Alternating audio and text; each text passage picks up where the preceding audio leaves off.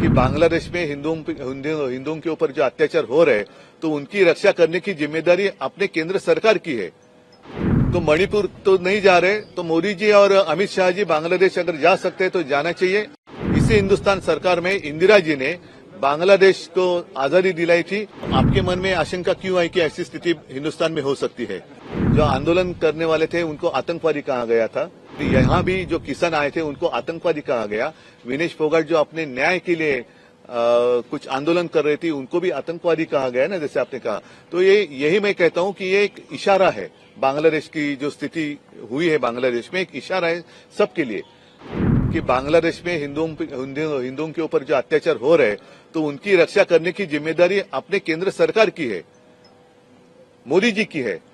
तो मणिपुर तो नहीं जा रहे, तो मोदी जी और अमित शाह जी बांग्लादेश अगर जा सकते हैं तो जाना चाहिए। अन्यथा वहां जो हिंदुओं के ऊपर अत्याचार हो रहे हैं उनको रोकना और वहां के हिंदुओं की रक्षा करना मोदी जी का काम है, केंद्र सरकार का काम है, हिंदुस्तान सरकार का काम है। इसी हिंदुस्तान सरकार में इंदिरा जी ने बांग्लादेश को आजादी दिलाई थी और उसी बांग्लादेश में अगर हिंदुओं के ऊपर अत्याचार हो रहे हैं तो उनको रोकना भी पूरा काम या पूरी जिम्मेदारी हिंदुस्तान के प्रधानमंत्री की है।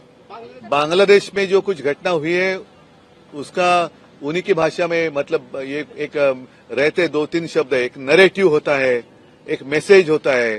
तो वो मैसेज पूरे दुनिया में गया है। और जैसे इजराइल में कुछ हो रहा है, ऐसे बीच में बातें खबरें आ रही थी, वहां के प्रधानमंत्री को तो घर के बाहर निकलना मुश्किल हुआ था। भारी संख्या में वहां की जनता रास्ते पर सड़क पर उतर कर आई थी। लंका में हुआ, अब बांग्लादेश में हुआ। तो सारे लोगों ने समझना चाहिए कि जो सर्वसामान्य आदमी होता है वो सबसे श्रेष्ठ होता है, बलवान होता है। उसके एक सहनशीलता की मर्यादा होती है, उसका उल्लंघन नहीं होना चाहिए।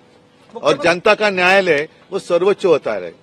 तो जनता का न्यायालय का फैसला बांग्लादेश में हुआ है। विधानसभा निवडणुकीत मुख्यमंत्री पदाचा चेहरा असेल सर? बांग्लादेश जुड़ा हुआ सवाल है कि अगर ऐसी स्थिति जिस तरह से आप कह रहे हैं बेरोजगारी है, युवा अस्वस्थ है, अगर ऐसी स्थिति भारत में पैदा होती है तो उस वक्त क्या हो सकता है? आपका क्या स्टैंड है? नहीं, पहले तो ये प्रश्न जो आप हमें पूछ रहे हैं तो आपके मन में आशंका क्यों आई कि ऐसी स्थिति हिंदुस्तान में हो सकती है? तो नहीं, मैंने कहा पूरे दुनिया में एक मैसेज गया है। और ये अगर बांग्लादेश में बात हुई है, हमारे पड़ोसी है, पाकिस्तान जिस हालत में हम तो देख ही रहे हैं। लंका में क्या हुआ, इजराइल में क्या हुआ, इजराइल में क्या हो रहा है, अन्य सारे देशों में क्या हो सकता है। तो ये तो कहीं भी कभी भी हो सकता है। और इसलिए मैं कहता हूं कि जो भी सत्ता में बैठे लोग हैं उन्होंने इस मर्यादा का हमेशा ख्याल रखना चाहिए कि जनता सर्वोच्च होती है और जनता का न्यायालय सर्वोच्च होता है। तो उनका फैसला बहुत ही गंभीर होता है। दिल्ली में ही विनेश फोगाट के खिलाफ, रेस्टर्स के खिलाफ जो चीजें हुई उसको देखने के बाद आज की स्थिति और आज देश का नाम वो ऊंचा कर रही है। देशद्रोही तक उन्हें कहा गया था, उनके खिलाफ कार्रवाई की गई थी इसी दिल्ली से। नहीं, एक तो पहले विनेश के ऊपर हमें गर्व होना चाहिए और मुझे तो है। और जो बात अभी आपने जो सवाल किया, यही बात बांग्लादेश में हुई थी। जो आंदोलन करने वाले थे उनको आतंकवादी कहा गया था और मैंने तो सुना कि उनको रजाकार कहा गया। फिर यहाँ भी जो किसान आए थे उनको आतंकवादी कहा गया। विनेश फोगाट जो अपने न्याय के लिए कुछ आंदोलन कर रही थी उनको भी आतंकवादी कहा गया ना, जैसे आपने कहा।